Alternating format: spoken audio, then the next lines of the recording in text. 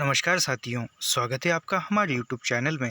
और हम देख रहे हैं हिंदी नेट सेट अध्ययन में जो तेलंगाना सेट होने वाला है। तेलंगाना सेट की परीक्षा के दृष्टिकोण से जो महत्वपूर्ण PYQ क्वेश्चन है वह हम देख रहे हैं। और इसका एक वीडियो हमने कल देखा था और आज हम इसके बाद के क्वेश्चन आज की वीडियो में देखेंगे। तो यह सब कुछ निःशुल्क है और निःशुल्क अध्ययन करने के लिए हमारे चैनल को सब्सक्राइब कीजिए, लाइक कीजिए और शेयर करना मत भूलिए। इसके साथ और एक बात बताना चाहता हूँ, जो नेट सेट के पाठ्यक्रम की जो पूरी कहानियाँ, पूरे निबंध, उपन्यास, नाटक, यह सभी लाइन टू लाइन, पंक्ति दर पंक्ति इसी चैनल पर पढ़ाए हुए हैं और वो वीडियो रूप में आप सभी के सामने उपलब्ध है। इसके साथ ही अब जो नेट री एग्ज़ाम होने वाला है उसके दृष्टिकोण से भी सभी इकाई 6 से लेकर इकाई 10 तक जो भी वहाँ मुख्य प्रमुख पात्र है, प्रमुख कथन है, वह सब पढ़ाना जारी है। और आप तेलंगाना सेट पेपर होने वाला है उसके दृष्टिकोण से हिंदी के हम PYQ क्वेश्चन देख रहे हैं। तो बढ़ते हैं आज की पहले प्रश्न की ओर। पहला प्रश्न है आज का, भारतीय काव्यशास्त्र के प्रमुख सिद्धांतों के साथ उनके प्रवर्तक आचार्यों को सुमिलित कीजिए। यानी कौन सा सिद्धांत किस आचार्य ने बनाया हुआ है, स्थापित किया है, यह हम देखेंगे। रस सिद्धांत किसका है? तो रस सिद्धांत भरत मुनि ने बनाया है, उसके प्रवर्तक भरत मुनि हैं। उसके बाद अलंकार सिद्धांत जो है वह अलंकार सिद्धांत भामह का है और रीति सिद्धांत यह वामन का है और ध्वनि सिद्धांत यह आनंदवर्धन का है। उसके बाद अगला प्रश्न देखते हैं, रीतिकालीन राम भक्त काव्यों के उनके रचनाकारों की, यानी रीतिकाल में जो राम भक्ति काव्य लिखे हुए हैं उन काव्यों के रचनाकार कौन कौन हैं वह सुमिलित करना है। तो यहाँ पर सत्य उपाख्यान यह जो है यह ललक दास का है। उसके बाद रामाश्वमेघ यह जो है यह मधुसूदन का है। उसके बाद शिवाराम रस मंजरी यह जो है यह जानकी शरण का है और आनंद रामायण यह विश्वनाथ सिंह द्वारा लिखित है। यह रीतिकाल में राम भक्ति पर लिखे हुए काव्य है, याद रखिए। अगला प्रश्न देखते हैं, प्रवासी हिंदी साहित्यकारों को उनके देशों के साथ, यानी कौन सा प्रवासी साहित्यकार, यह हिंदी लेखक है लेकिन प्रवासी है, दूसरे देश से आए हुए हैं। तो यह किस देश से आए हैं यह हम देखेंगे। ये सुषम बेदी जो है यह अमेरिका से आई हुई है और अभिमन्यु अनंत यह मॉरिशस से आए हैं। और उसके बाद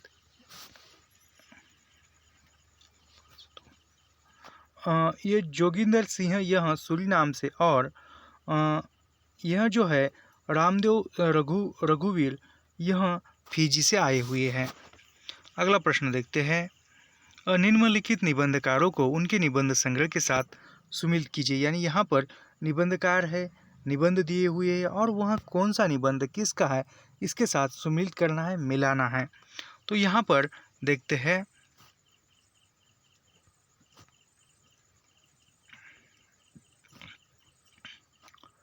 अमृत राय का कौन सा निबंध संग्रह है यहाँ पर? तो बतरस यह अमृत राय का लिखा हुआ है।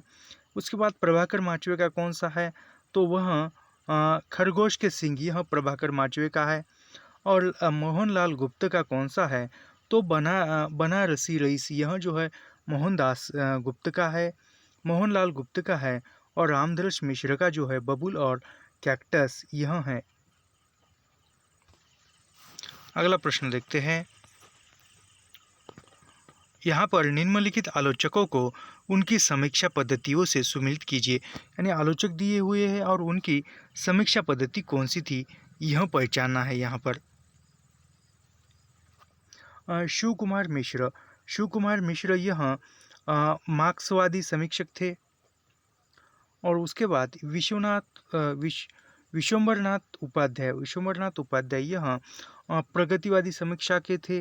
और हजारी प्रसाद द्विवेदी यह जो थे यह ऐतिहासिक, सांस्कृतिक आलोचना थे। और मैनेजर पांडे, यह जो है मैनेजर पांडे साहित्य का समाजशास्त्र, यह इनके आलोचनात्मक कृतियाँ है। फिर से पढ़ता हूँ। शिव कुमार मिश्र का मार्क्सवादी समीक्षा है, विश्वम्भरनाथ उपाध्याय का प्रगतिशील समीक्षा है, और हजारी प्रसाद द्विवेदी का ऐतिहासिक सांस्कृतिक आलोचना, और मैनेजर पांडे का साहित्य का समाजशास्त्र। याद रखिए, बहुत परीक्षाओं में यह पूछा गया है, साहित्य का समाजशास्त्र मैनेजर पांडे का है।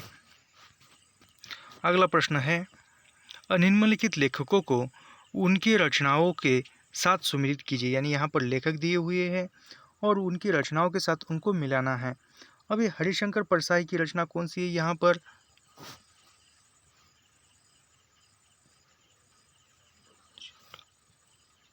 हरिशंकर परसाई का यहाँ पर भूत के पांव पीछे, यह हरिशंकर परसाई का है।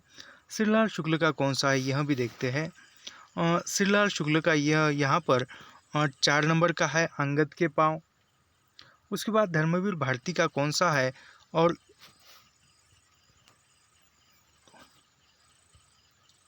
धर्मवीर भारती का कुछ चेहरे कुछ चिंतन, और उसके बाद विवेक राय का जुलूस रुका हुआ। अगला प्रश्न देखते हैं। काव्य लक्षणों को लेकर निम्नलिखित कथनों को उनके आचार्यों के, यानी काव्य लक्षण के बारे में कौन सा कथन किसका है, यह हमें पहचानना है, सुमिलित करना है। तो इसका हम करेंगे।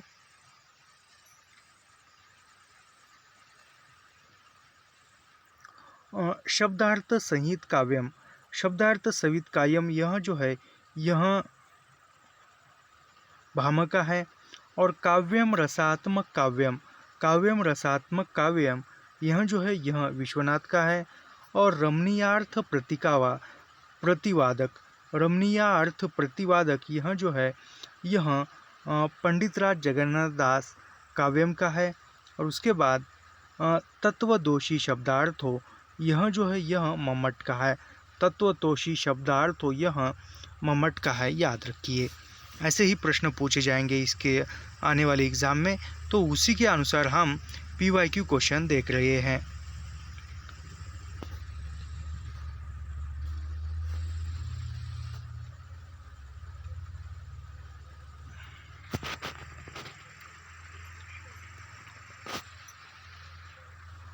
शोरसेनी अपभ्रंश, शोरसेनी अपभ्रंश यह गुजराती है। और शोरसेनी अपभ्रंश गुजराती। उसके बाद मागधी अपभ्रंश यह मैथिली। और प्राचड़ अपभ्रंश यह पंजाबी। और पैशाची अपभ्रंश यह जो है यह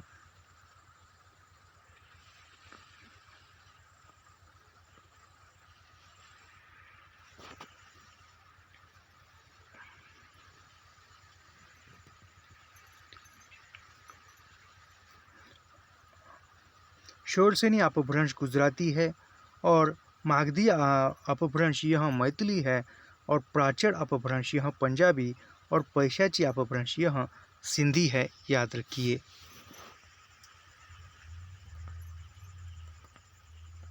अगला प्रश्न देखते हैं।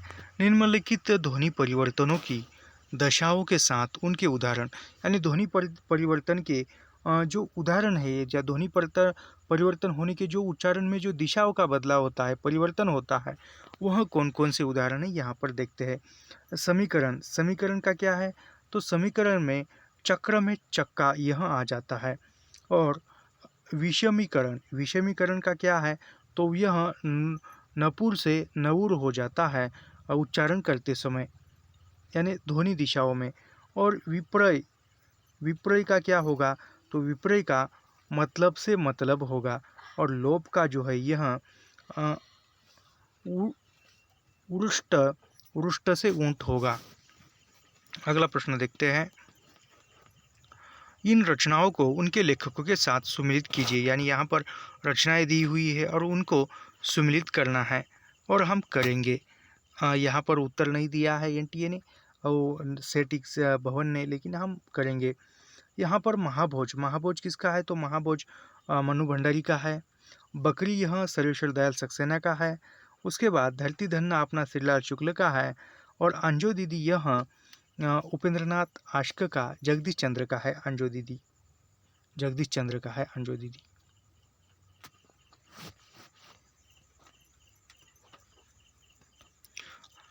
अगला प्रश्न देखते हैं।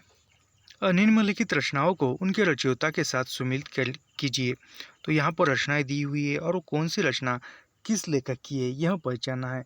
योग वशिष्ठ किसका है? तो योग वशिष्ठ यह राम प्रसाद निरंजनी का है। श्रृंखला की कड़िया मनु महादेवी वर्मा का है। श्रृंखला कड़िया रस मीमांसा यह आचार्य रामचंद्र शुक्ल का है। और उजली आग किसका है? तो यह रामधारी सिंह दिनकर का उजली आग है। योग वाशिष्ठ यह राम प्रसाद निरंजनी का है। श्रृंखला की कड़िया महादेवी वर्मा का है। रस मीमांसा रामचंद्र शुक्ल का है। और उजली आग यह रामधारी सिंह दिनकर का है काव्य। अगला प्रश्न देखते हैं। निम्नलिखित वादों को उनके प्रतिपादकों के साथ सुमिलित करना है, यानी कौन सा वाद किसने प्रतिपादित किया है, किसने प्रस्तापित किया है वह मिलाना है। अभिव्यंजनावाद किसका है? तो अभिव्यंजनावाद यह क्रोचे का है। विखंडनवाद के प्रवर्तक कौन है? तो जाक देरिडा है विखंडनवाद के प्रवर्तक। द्वंद्वात्मक भौतिकवाद किसका है? तो वह कार्ल मार्क्स का है।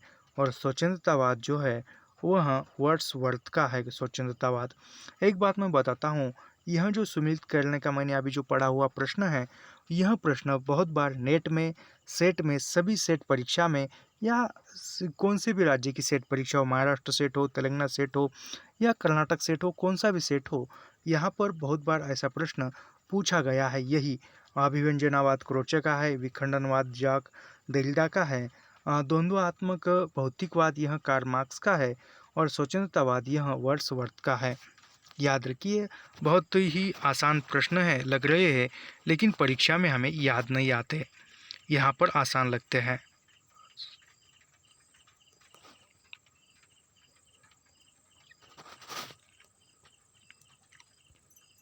यहाँ पर ये कहानियाँ हैं और उस कहानी को कहानीकारों के साथ मिलाना है। सुभद्रा कुमारी चौहान की कहानी जो है वह राही कहानी है जो हमारे नेट के पाठ्यक्रम में है। माधवराव सप्रे का एक टोकरी भर मिट्टी जो 1901 में छत्तीसगढ़ मित्र पत्रिका में प्रकाशित हुई थी और इसको भवदेव पांडे ने हिंदी की पहली कहानी माना है। कृष्णा सोबती की कहानी सिक्का बदल गया है और राजा राधिका रमन सिंह की यह कानों में कंगना कहानी है। अगला प्रश्न देखते हैं। भक्ति काल के आख्यान काव्यों को उनके रचयिता के साथ मिलान कीजिए, यानी भक्ति काल में जो आख्यानिक काव्य थे वह, हाँ, इसको हम छोड़ देते हैं इस प्रश्नों को। यहाँ पर स्थापना और तर्क से कथन है। स्थापना और तर्क से कथन देखते हैं। आचार्य रामचंद्र शुक्ल के अनुसार मनोमय कोश ही प्रकृत काव्य भूमि है। ब्राह्म कारण अर्थात 5 ज्ञानेंद्रिय और मन को ही मनोमय कोश कहा जाता है।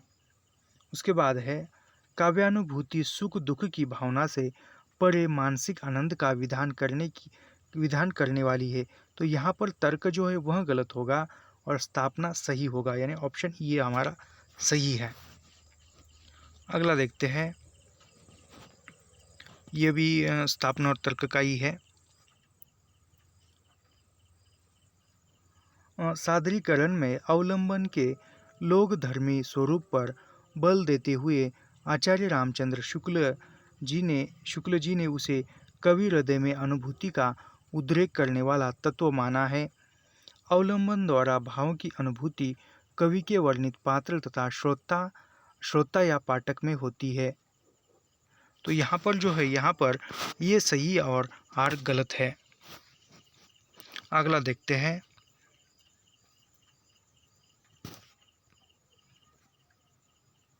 टॉल्स्टॉय का आदर्शवाद केवल प्रेम और भातृभाव के उत्कर्ष में ही कला की सार्थकता मानता है। कला मात्र कला के लिए ही होती है। यहाँ पर आर गलत और ये सही है। अगला देखते हैं।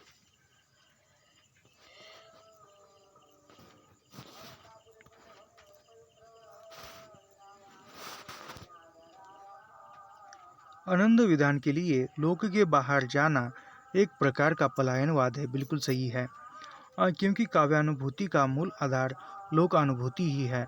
यह भी सही है, यानी यहाँ पर दोनों कथन सही है। अगला देखते हैं अ,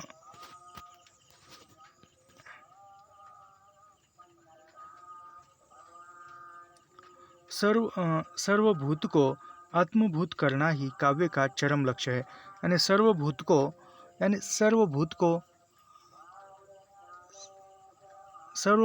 आत्मभूत करना ही काव्य का चरम लक्ष्य है। बिल्कुल सही है, क्योंकि मुक्त आत्मा समस्त विश्व में एक ही आत्मा का दर्शन कराती है।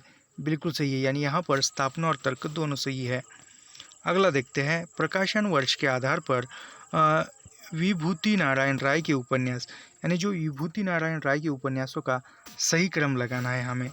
और यहाँ पर है देखो घर किस्सा लोकतंत्र तबादला प्रेम की भूतकथा, यह जो है यह उपन्यासों का सही क्रम है।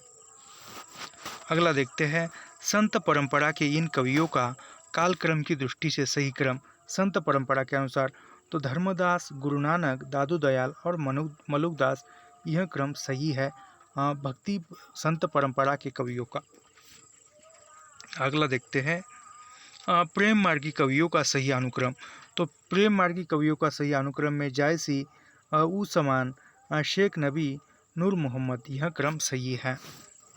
अगला देखते हैं प्रश्न विकास क्रम की दृष्टि से भाषाओं का सही क्रम। तो विकास क्रम की दृष्टि से भाषाओं का सही क्रम कौन सा है वह देखते हैं। तो यहाँ पर संस्कृत, पाली, प्राकृत और अपभ्रंश, यह क्रम सही है। संस्कृत, पाली, प्राकृत, अपभ्रंश। अगला प्रश्न देखते हैं प्रकाशन वर्ष के आधार पर हिंदी की आरंभिक कहानियों का सही क्रम। तो हिंदी की आरंभिक कहानियों में जो है वह है देखो इंदुमती, एक टोकरी भर मिट्टी, प्लेग की चुड़ैल और दुलाई वाली। अगला देखते हैं प्रकाशन वर्ष के अनुसार प्रेमचंद के उपन्यासों का सही क्रम। तो प्रेमचंद के उपन्यासों में वरदान, कायाकल्प, रंगभूमि और प्रतिज्ञा, यह प्रेमचंद के उपन्यासों का सही क्रम है। अगला देखते हैं प्रकाशन वर्ष के आधार पर रामधारी सिंह दिनकर की रचना, यानी रामधारी सिंह दिनकर की रचनाओं का सही क्रम है यहाँ पर मिट्टी की ओर, अर्धनारीश्वर, वेणुगान और साहित्यमुखी, यह क्रम सही है रामधारी सिंह दिनकर की रचनाओं का। अगला प्रश्न है प्रकाशन वर्ष के आधार पर उपन्यासों का सही क्रम। तो यहाँ पर उपन्यासों का सही क्रम में झरोके, धुआं, बीच की दीवार और लाट की वापसी, यह क्रम सही है। अगला प्रश्न देखते हैं प्रकाशन वर्ष के आधार पर बाबू गुलाब राय की रचनाओं का सही अनुक्रम। तो बाबू गुलाब राय की रचनाओं का सही अनुक्रम में नवरस सिद्धांत और अध्ययन, काव्य के रूप, अध्ययन और आस्वाद, यह क्रम सही है।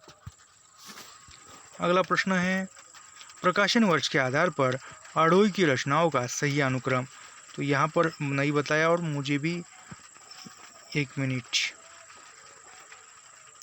आडोई नहीं, यह आज्ञेय है। तो यहाँ पर गलत हुआ है, यह आज्ञेय नाम है।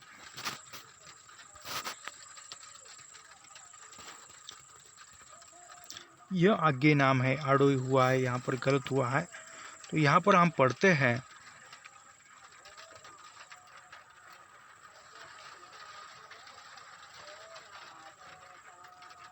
अलवाल, त्रिशंकु, आत्मनेपद और अलवाल, यह क्रम नहीं हो सकता। त्रिशंकु, आत्मनेपद, अद्यतन और अलवाद, यह भी नहीं हो सकता। अद्यतन, अलवाल, आत्मनेपद और त्रिशंकु, यह आत्मनेपद और त्रिशंकु, यह आत्मनेपद जो है यह निबंध भी है और आलोच्य समीक्षा भी है। तो यहाँ पर क्रम हमारा यह सही होगा, अद्यतन, अलवाल और आत्मनेपद, त्रिशंकु, यह क्रम सही होगा मेरी दृष्टि से। प्रकाशन वर्ष के अनुसार महादेवी वर्मा की रचनाओं का सही अनुक्रम। तो महादेवी वर्मा की रचनाओं के सही अनुक्रम में श्रृंखला की कड़ियाँ, साहित्यकार की आस्था तथा अन्य निबंध, संभाषण, भारतीय संस्कृति के स्वर, यह महादेवी वर्मा की रचनाओं का सही अनुक्रम है। यहाँ पर फनुषरात रेणु के उपन्यासों का सही क्रम है। तो महिला आंचल, जुलूस, कितने चौराहे और कलंक मुक्ति, यह क्रम सही है रेणु के उपन्यासों का। अगला प्रश्न है प्रकाशन वर्ष के आधार पर वृंदावनलाल वर्मा के ऐतिहासिक उपन्यासों का सही क्रम है। तो वृंदावनलाल वर्मा के मुँह साहिब जू, मृगनयनी, महारानी दुर्गावती, कीचड़ और कमल, यह क्रम सही है। अगला प्रश्न देखते हैं, प्रकाशन वर्ष के आधार पर ईला चंद्र जोशी के उपन्यासों का सही क्रम कौन सा है? ईला चंद्र जोशी के उपन्यास। दिवाली और होली, आहुति, खंडहर की आत्माएं और डायरी के नीरस पृष्ठ, यह जोशी जी के उपन्यासों का सही क्रम है। अगला प्रश्न देखते हैं, प्रकाशन वर्ष के आधार पर बाबू श्याम सुंदर दास की रचनाओं का सही क्रम। तो यहाँ पर साहित्य आलोचन, गद्य कुसुमावली, रूप रहस्य, भाषा रहस्य भाग 1, यह क्रम सही है। यहाँ पर दोनों ऑप्शन सही दिए थे। हिंदी कहानी के विकास क्रम में विभिन्न आंदोलनों का क्रम, यानी जो हिंदी कहानी के विकास में जो विभिन्न आंदोलन चले थे वह आंदोलन का सही क्रम क्या है, यह हमें देखना है। तो यहाँ पर देखते हैं, पुरानी कहानी नामक कोई आंदोलन नहीं चला। नई कहानी, सचेत कहानी, पुरानी कहानी, ये भी नहीं चला। सचेतन कहानी, पुरानी कहानी, कहानी। तो यहाँ पर जो क्रम होगा यह होगा हमारा नई कहानी, कहानी, सचेतन कहानी, यानी ये नंबर हमारा सही होगा। पुरानी कहानी आंदोलन है। तो संत कवियों का सही अनुक्रम, अभी संत कवियों का सही अनुक्रम कौन सा है? तो सबसे प्रथम है कबीर, नानक यानी गुरु नानक, दादू और रज्जब, यह क्रम सही है। अगला प्रश्न देखते हैं, भारतेंदु युग के कवियों का सही क्रम क्या है? तो भारतेंदु युग के कवियों का सही क्रम भारतेंदु हरिश्चंद्र, बद्री नारायण चौधरी प्रेमगहन, राधा कृष्ण दास और जगमोहन सिंह, यह क्रम सही है भारतेंदु युग के कवियों का। अगला प्रश्न देखते हैं, काल क्रम के अनुसार रीतिकाल के प्रमुख कवियों का सही क्रम। तो रीतिकाल के प्रमुख कवियों में केशवदास, चिंतामणि, मतीराम और पद्माकरी, यह क्रम सही है। अगला प्रश्न देखते हैं, इस वर्ग की सभी कहानियां महिलाओं द्वारा रचित है। अभी किस वर्ग की कहानियां महिला द्वारा रचित है? तो यहाँ पर वह तीसरा, अपनी वापसी, थाली भर चांद, कितना कितना छोटा सफ़र, यह जो है महिलाएं द्वारा लिखित कहानियां हैं। अगला देखते हैं, यहाँ पर जो है आगे ये परिच्छेद दिया हुआ है और परिच्छेद के जो प्रश्न हैं वह परिच्छेद के प्रश्न हम नहीं पढ़ेंगे, क्योंकि परिच्छेद आसान होता है। आप कभी भी परीक्षा में डायरेक्ट पढ़कर दे सकते हैं इसके उत्तर। तो परिच्छेद का हम छोड़ देंगे और कल जो है दूसरा प्रश्न पत्र हम देखेंगे। तो ऐसे ही अध्ययन करने के लिए हमारे चैनल को सब्सक्राइब कीजिए, लाइक कीजिए और शेयर करना मत भूलिए। मिलते हैं नेक्स्ट वीडियो में। धन्यवाद।